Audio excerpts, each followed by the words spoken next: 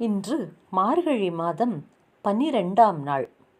ஆண்டாள் நாச்சியார் அருளிச் செய்த திருப்பாவையின் 12வது பாடலை சிந்திப்போம்.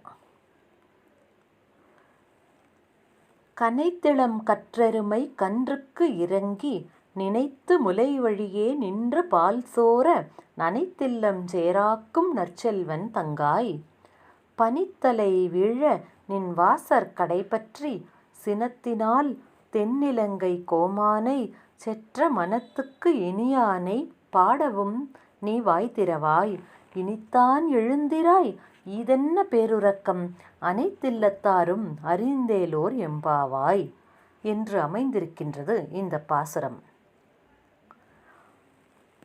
ராமனுக்கு கைங்கரியம் செய்த இலக்குவனைப் போல கண்ணனுக்கு கைங்கரியம் செய்யும் மிகப்பெரிய பேறு பெற்ற ஒருவன் இங்கே இருக்கின்றான். அப்பேற்பட்ட பேறு பெற்ற ஒருவனின் தங்கையை இந்த பாசுரத்தில் மற்ற பெண்கள் துயிலெழுப்புகின்றார்கள். இளங்கன்றுகளை உடைய எருமைகள் தம்முடைய கன்றுகளை நினைத்து இறங்கும் பொழுது அவற்றின் முலை வழியே பால் தானாகவே சொரிந்து நிற்கின்றது.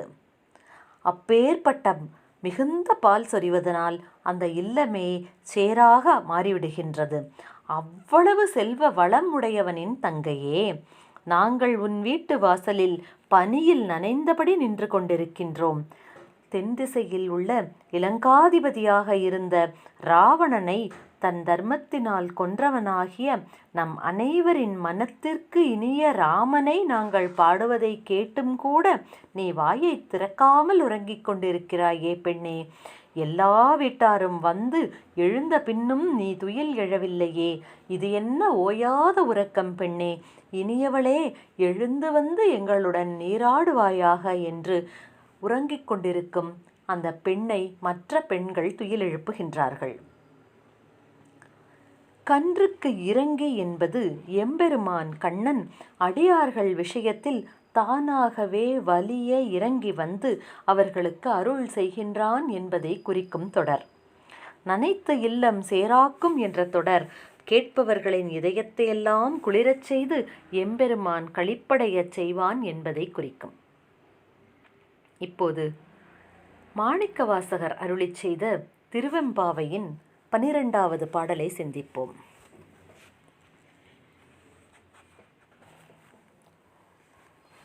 பிறவி என்னும் பெருங்கடலை நீந்தி கடக்கத் தெப்பமாக இருந்து உதவுவது ஈசனின் திருவடிகள் மட்டுமே என்பதை பொய்கையில் நீராடும் பெண்கள் சுட்டிக்காட்டுவதாக அமைந்துள்ள மிக அருமையான பாடல் இந்த பாடல். ஆர்த்த பிறவி துயர்கெட நாம் ஆர்த்தாடும் தீர்த்தன் நல் தில்லை சிற்றம்பலத்தே தீயாடும் கூத்தன் இவ்வானும் குவலயமும் எல்லாமும் காத்தும் படைத்தும் கறந்தும் விளையாடி வார்த்தையும் பேசி வளை சிலம்ப வார்க்கலைகள் ஆர்ப்பரவம் செய்ய அணிகுழல் மேல் வண்டார்ப்ப பூத்திகழும் பொய்கை குடைந்து உடையான் பொற்பாதம் ஏந்தி இருஞ்சுனை நீர் ஆடேலோர் எம்பாவாய் என்று வருகிறது இந்த பாடல்.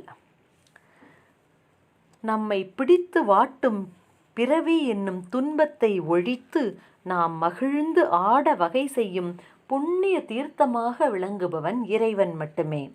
அப்பேற்பட்ட இறைவன் தில்லை சிற்றம்பலத்தில் இத்தீயை ஏந்தி நடனமாடிக்கொண்டிருக்கின்றான். இந்த உலகத்தையும் வானையும் நம்மையும் படைத்தும் காத்தும் அழித்தும் விளையாடலில் ஈடுபட்டிருப்பவன் இறைவன். முத்தொழிலையும் எளிதாகச் செய்யும் இயல்பு கொண்ட அந்த தலைவனை துதித்து அவன் திருவடிகளை பற்றுக்கோடாக கொண்டு நமது அணிகலன்கள் ஒலியெழுப்பும் வகையில் இந்த வண்டுகள் மொய்க்கும் மலர்கள் நிறைந்த சுனையில் நீராடலாம், பெண்களே எல்லோரும் எழுந்து வாருங்கள் என்று எல்லோரையும் அழைப்பதாக இந்த பாடல் அமைந்திருக்கின்றது. பேரின்பமாகிய தீர்த்தத்தில் திளைத்து அன்பர்கள் நல்ல வண்ணம் வாழ வேண்டும் என்பதற்காகவே இறைவன் தில்லையில் கூத்தாடிக் கொண்டிருக்கிறான் என்று மாணிக்கவாசகர் உணர்த்துகின்றார்.